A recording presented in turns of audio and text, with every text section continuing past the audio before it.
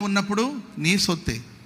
ఒక్కసారి ప్రభుకు నువ్వు అప్పగించుకున్న తర్వాత, సమర్పించుకున్న తర్వాత నీవు దేవుని సొత్తు.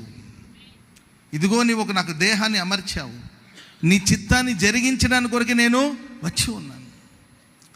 ప్రభుతో చేసుకునే నిబంధన, ప్రభుతో మనం చేసుకునే నిబంధనలో అంతవరకు నిలబడి ఉండాలి. ఆ ప్రతిష్టను కాపాడుకోవాలి.